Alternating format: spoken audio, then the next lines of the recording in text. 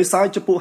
57ខ14ដល់ខ21ព្រះម្ចាស់មានព្រះបន្ទូលថាចូលត្រួសត្រាយរៀបចំផ្លូវចូលយកឧបសគ្គផ្សេងចេញពីផ្លូវរបស់ប្រជាជនយើងត្បិតព្រះដ៏ខ្ពង់ខ្ពស់បំផុតដែលគង់នៅអកាលចនិច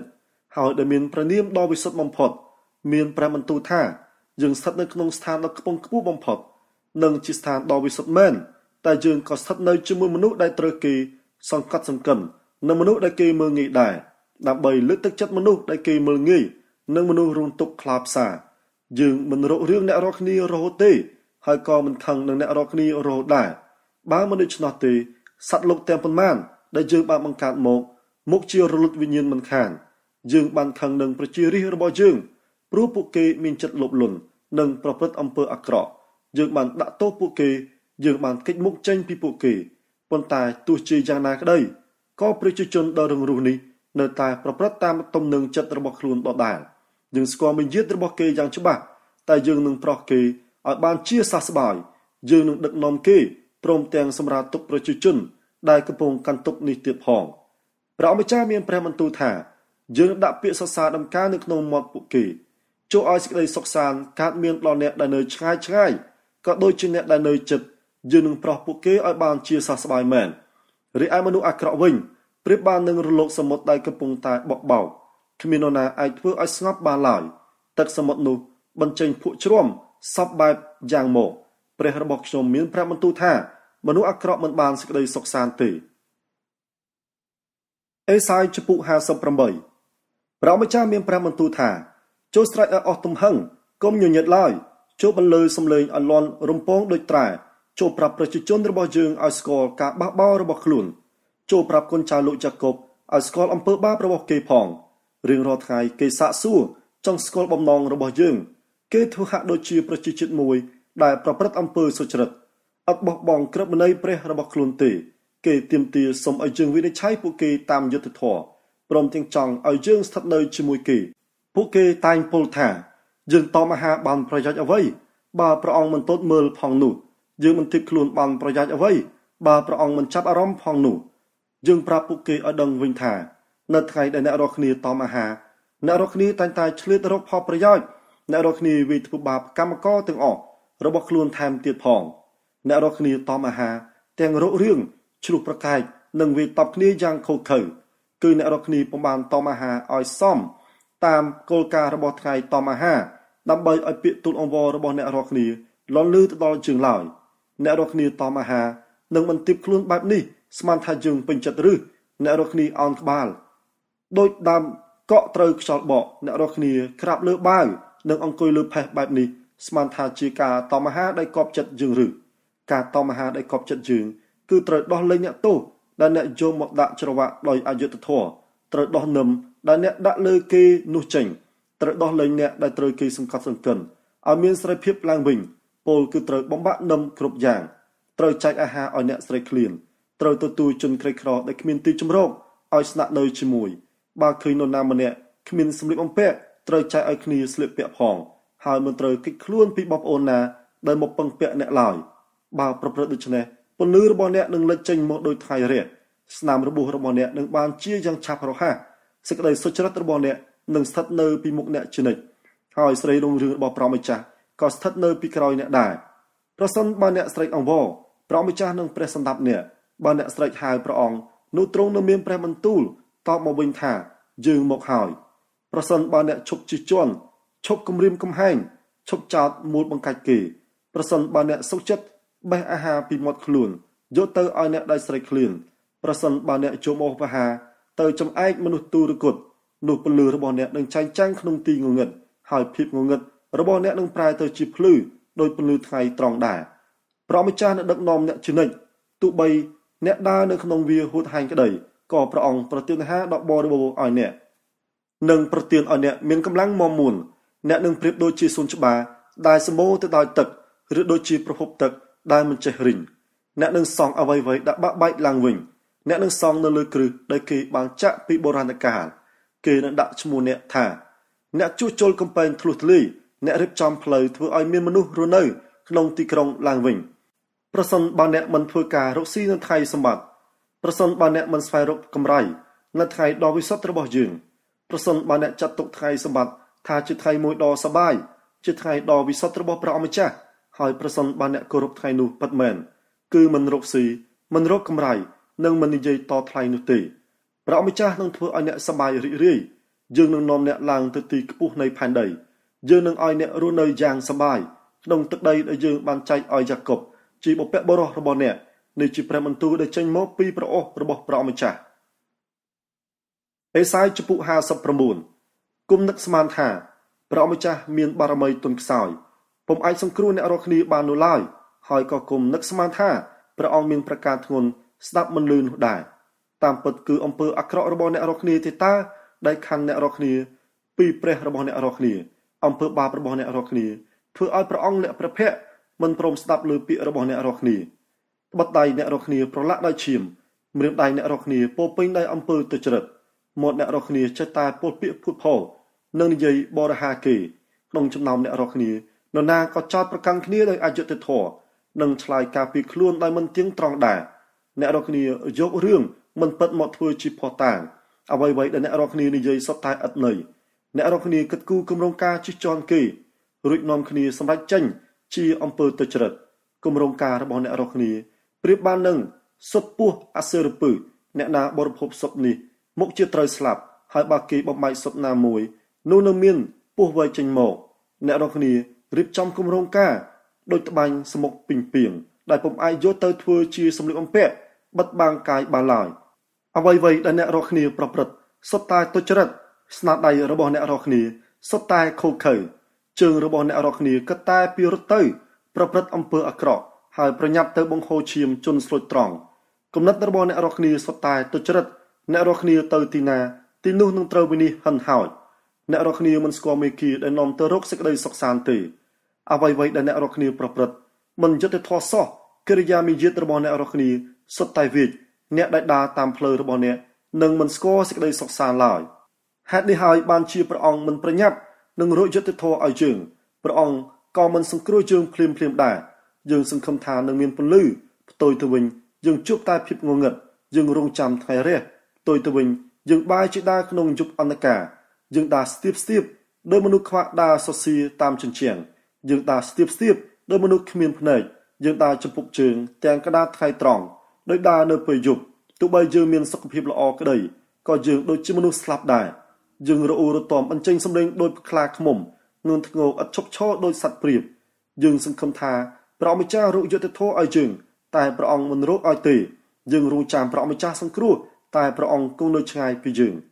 បបិទ្ធព្រះម្ចាស់យើងខ្ញុំបានប្រព្រឹត្តអំពើទុច្ចរិតជាច្រើននៅចំពោះព្រះភ័ក្ត្រព្រះអង្គអំពើបាបរបស់យើងខ្ញុំចាត់ប្រកាន់យើងខ្ញុំអំពើទុច្ចរិតរបស់យើងខ្ញុំតាមយើងខ្ញុំជាប់ចំណិចយើងខ្ញុំស្គាល់កំហុសរបស់ខ្លួនហើយយើងខ្ញុំបានប្រព្រឹត្តអំពើទុច្ចរិតនឹងក្បត់ព្រះម្ចាស់ហើយងាកចេញឆ្ងាយពីព្រះរបស់យើងខ្ញុំនិយាយអំពីការជិះជាន់អ្នកដទៃព្រមទាំងការបះបោរប្រឆាំងនឹងព្រះអង្គជាពាក្យសម្ដីហូរចេញពីជំរឿចិត្តរបស់យើងខ្ញុំនិយាយពាក្យភូតផលច្រំដាលហេតុនេះហើយបានជាព្រះអង្គមិនរកយុត្តិធម៌ឲ្យយើងខ្ញុំទេព្រះអង្គក៏មិនសង្គ្រោះយើងខ្ញុំដែរត្បិតនៅក្នុងក្រុងរបស់យើងខ្ញុំគ្មានសេចក្តីពិតទេយើងខ្ញុំគ្មានចិត្តទៀងត្រង់សោះសេចក្តីពិតបានបាត់ពីខ្លួនយើងខ្ញុំទៅហើយសូម្បីអ្នកដែលងាកចេញពីអំពើអាក្រក់ក៏ត្រូវអ្នកដទៃប្លន់យកអ្វីៗដែលគេមានព្រះម្ចាស់បានទតមើលការទាំងនេះហើយយល់ឃើញថាសុទ្ធតែអាក្រក់គឺគ្មានយុត្តិធម៌តតែសោះព្រះអង្គទតឃើញថាគ្មាននរណាម្នាក់អើពើហើយព្រះអង្គសោកស្ដាយដោយពុំឃើញមាននរណាម្នាក់ឈឺឆ្អាលព្រះអង្គក៏យាងមកសង្គ្រោះដោយឫទ្ធិបារមីរបស់ព្រះអង្គនិងសំអាងលើសេចក្តីសុចរិតរបស់ព្រះអង្គយកសេចក្តីសុចរិតរបស់ព្រះអង្គធ្វើជាអាវក្រោះព្រះអង្គយកការសង្គ្រោះធ្វើជាមុខដែកព្រះអង្គយកការសោកសឹកធ្វើជាព្រះពស្ត្រនិងយកព្រះハរតីប្រច័ណ្ឌធ្វើជាព្រះភូសាព្រះអង្គដាក់ទោសម្នាក់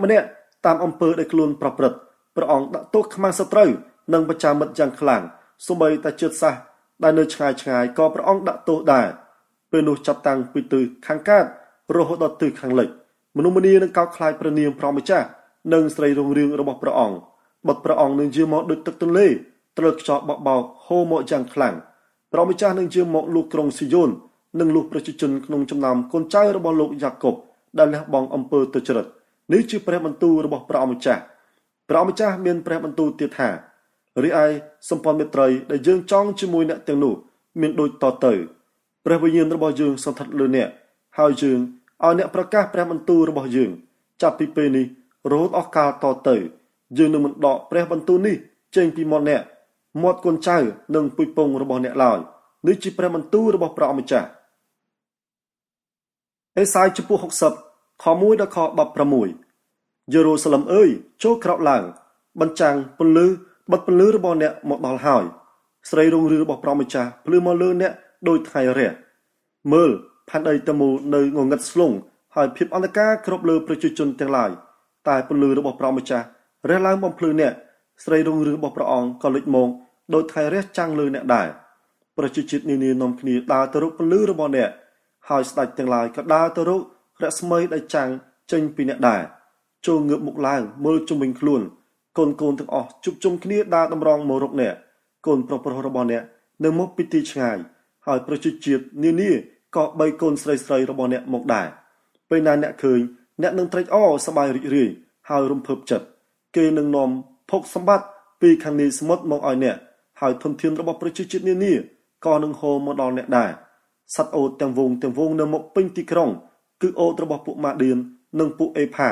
អ្នកស្រុកសេបាទាំងអស់នឹងនាំគ្នាមកពួកគេយកមាសនិងកំញានមកជាមួយផងហើយលើកដំកើងការអស្ចារ្យដែលព្រះម្ចាស់បានធ្វើវងសត្វនៅស្រុកកេដានឹងមកជុំជុំគ្នានៅមុខអ្នក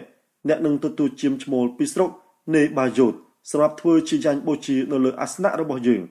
ជាដងវាយដែលកប់ចិត្តយើងនឹងធ្វើឲ្យដំណាក់ដ៏រុងរឿងរបស់យើងបានថ្កុំថ្កើងឡើងតើ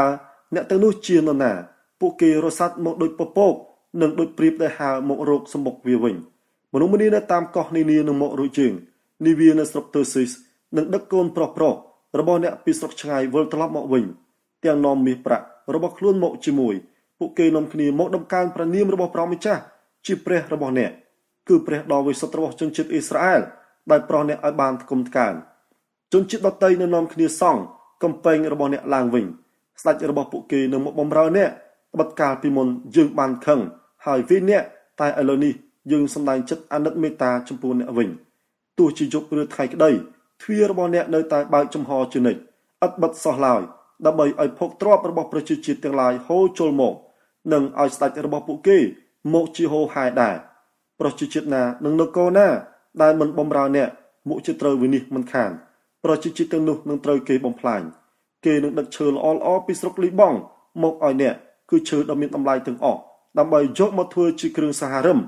លំអទីសក្ការៈរបស់យើងនឹងធ្វើឲ្យកន្លែងដែលយើងស្ថិតនៅនេះបានប្រកបដោយសេរីរុងរឿងកូនចៅរបស់ពួកដែលបានសង្កត់សង្កិនអ្នកនឹងនាំគ្នាមកអោនកាយនៅចំពោះមុខអ្នកពួកដែលបានជេរប្រមាថអ្នកនឹងនាំគ្នាមកក្រាបនៅទៀបជើងអ្នកគេនឹងហៅអ្នកថាក្រុងរបស់ព្រះម្ចាស់ក្រុងស៊ីយ៉ូនរបស់ព្រះដ៏វិសុទ្ធនៃជនជាតិអ៊ីស្រាអែលពីមុនគេបានបោះបង់ចោលអ្នកគេស្អប់អ្នកហើយគ្មាននរណាដើរកាត់តែយើងនឹងធ្វើឲ្យអ្នកប្រែទៅជាក្រុងមួយដ៏ថ្លៃថ្នូរជាក្រុងដ៏សម្បាយរហូតអស់កលជាអង្វែងតរៀងទៅប្រជាជាតិនឹងស្ដេចទាំងឡាយនឹងធ្វើជាមេដោះរបស់អ្នកនឹងទទួលស្គាល់ថាព្រះសង្គ្រោះរបស់អ្នកគឺព្រះម្ចាស់ព្រះដែលលោកអ្នកគឺព្រះរបស់យ៉ាកុបជាព្រះប្រកបដោយឫទ្ធិបារមីទំនុកដំកើងចំពោះ119ខ1ដល់ខ4អ្នកណាមានកិរិយាមារយាទល្អត្រឹមត្រូវឥតខ្ចោះហើយប្រតិបត្តិតាមក្រឹតវិន័យរបស់ព្រះម្ចាស់អ្នកនោះមានសុភមង្គលហើយអ្នកណាប្រតិបត្តិតាមដំបូន្មានរបស់ព្រះអង្គហើយស្វែងរកព្រះអង្គអស់ពីចិត្តអ្នកនោះមានសុភមង្គលហើយអ្នកទាំងនោះមិនប្រព្រឹត្តអំពើទុច្ចរិតទេគេដើរតាមមាគ៌ារបស់ព្រះអង្គបានប្រទានពរអាវាតមកដើម្បីឲ្យយើងខ្ញុំយកចិត្តទុកដាក់ប្រតិបត្តិតាមសុភាសិតចំពោះ24ខ17និងខ18ពេលឃើញខ្មាំងសត្រូវរបស់អ្នកបារាជ័យ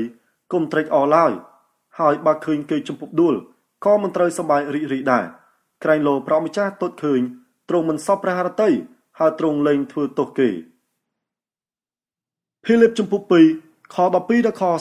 30ហេតុនេះបងប្អូនជាទីស្រឡាញ់អើយដោយបងប្អូនធ្លាប់តែស្ដាប់បង្គាប់ជារៀងដរាបមកហើយនោះចូលស្ដាប់បង្គាប់តទៅមុខទៀតទៅគឺមិនត្រឹមតែពេលខ្ញុំនៅជាមួយប៉ុណ្ណោះទេជាពិសេសពេលខ្ញុំនៅឆ្ងាយសូមបងប្អូនខំប្រឹងធ្វើការទាំងគោរពកោតខ្លាចនិងញាប់ញ័រស្របតាមការសង្គ្រោះដែលបងប្អូនបានទទួលត្បិតព្រះជាម្ចាស់ទេតើដែលធ្វើឲ្យបងប្អូនមានទាំងបំណង មានទាំងសមត្ថភាពអាចនឹងប្រព្រឹត្តតាមព្រះបំណងដ៏សប្បុរសរបស់ព្រះអង្គចូលធ្វើកិច្ចការទាំងអស់ដោយឥតរអ៊ូរទាំឬជជែកតវ៉ាឡើយដើម្បីឲ្យបងប្អូនបានល្អឥតខ្ចោះឥតសៅហ្មងជាបុត្ររបស់ព្រះជាម្ចាស់ដែលឥតមានកំហុសក្នុងចំណោមមនុស្សវិវេនិងខលខូចនៅចំណោមនេះបងប្អូនភ្លឺក្នុងចំណោមពួកគេដោយពន្លឺដែលបំភ្លឺពិភពលោកទាំងនាំព្រះបន្ទូលដែលផ្ដល់ជីវិតមកឲ្យពួកគេបើបងប្អូនធ្វើដូច្នេះខ្ញុំនៅបានខ្ពស់មុខនៅថ្ងៃព្រះគ្រីស្ទយាងមកព្រោះកិច្ចការដែលខ្ញុំបានខំប្រឹងធ្វើទាំងនៅហត់នោះមិនមែនអាសាឥតការទេទោះបីខ្ញុំត្រូវបង្ហូរឈាមទុកជាសក្ការៈបូជាបន្ថែមពីលើយ៉ាញ់បូជានិងពីលើដង្វាយនៃជំនឿរបស់បងប្អូនខ្ញុំមានអំណរសប្បាយពីការនេះហើយខ្ញុំក៏សប្បាយចិត្តរួមជាមួយបងប្អូនទាំងអស់គ្នាដែររីឯបងប្អូនវិញសូមឲ្យបងប្អូនមានអំណរហើយសប្បាយចិត្តរួមជាមួយខ្ញុំផងដែលរួមជាមួយព្រះអម្ចាស់យេស៊ូវខ្ញុំសង្ឃឹមថានឹងចាត់លោកធីម៉ូថេមករកបងប្អូនក្នុងពេលឆាប់ខាងមុខនេះដើម្បីឲ្យខ្ញុំបានធូរស្បើយក្នុងចិត្តដោយទទួលដំណឹងពីបងប្អូនបិទក្រៅពីគាត់គ្មាននរណាជួយរំលែកទឹកចិត្តរបស់ខ្ញុំហើយគ្មាននរណាខ្វល់ខ្វាយនឹងបងប្អូនពិតប្រាកដទេអ្នកអាទិទៀតគិតតែពីប្រយោជន៍ផ្ទាល់ខ្លួនទាំងអស់គ្នាគេមិនគិតពីប្រយោជន៍របស់ព្រះយេស៊ូវគ្រីស្ទទេបងប្អូនជ្រាបអំពីទឹកចិត្តរបស់គាត់ស្រាប់ហើយថាគាត់ពុតដៃជាមួយខ្ញុំដោយកូននឹងឪពុកដើម្បីបម្រើដំណឹងល្អដូច្នេះខ្ញុំសង្ឃឹមថានឹងចាត់គាត់មករកបងប្អូនក្នុងពេលឆាប់នៅពេលណារឿងរ៉ាវខ្ញុំបានជ្រះស្រឡះដោយរួមជាមួយព្រះអម្ចាស់ខ្ញុំជឿជាក់ថាខ្លួនខ្ញុំផ្ទាល់ក៏មកជាមកក្នុងពេលឆាប់ខាងមុខនេះដែរខ្ញុំយល់ឃើញទៀតថាត្រូវតែចាត់លោកអេប៉ាប្រូឌីតជាបងប្អូននិងជាសក្ការីរបស់ខ្ញុំហើយជាអ្នកតយុទ្ធរួមជាមួយខ្ញុំឲ្យមករកបងប្អូនជាចាំបាច់បងប្អូនបានចាត់គាត់ឲ្យមកជួយឧបត្ថម្ភខ្ញុំនៅពេលខ្ញុំត្រូវការគាត់មានបំណងចង់មកជួបបងប្អូនទាំងអស់គ្នាខ្លាំងណាស់ហើយគាត់ក៏ពិបាកចិត្តព្រោះបងប្អូនបានទទួលដំណឹងថាគាត់មានជំងឺគាត់ឈឺធ្ងន់ចិត្តស្លាប់មែនក៏ប៉ុន្តែព្រះជាម្ចាស់អាណិតគាត់គឺព្រះអង្គមិនត្រឹមតែអាណិតគាត់ប៉ុណ្ណោះទេព្រះអង្គក៏អាណិតខ្ញុំដែរដើម្បីកុំឲ្យខ្ញុំមានទុក្ខត្រួតពីលើទុក្ខហេតុនេះហើយបានជាខ្ញុំខំខ្នះខ្នែងចាត់គាត់ឲ្យមកជួបបងប្អូនដើម្បីឲ្យបងប្អូនមានអំណរសប្បាយដោយឃើញគាត់សារជាថ្មីហើយឲ្យខ្ញុំផ្ទាល់ឈប់ព្រួយចិត្តសូមទទួលគាត់ទុកដូចជាបងប្អូនរួមជំនឿដោយអសប្បាយជាទីបំផុតសូមគោរពមនុស្សបែបគាត់នេះផងបាត់គាត់ចិត្តបាត់បង់ជីវិតព្រោះតែកិច្ចការរបស់ព្រះគ្រីស្ទគឺគាត់បានស៊ូបដូរជីវិតដើម្បីជួយខ្ញុំជំនួសបងប្អូនដែលពុំអាចមកជួយខ្ញុំបាន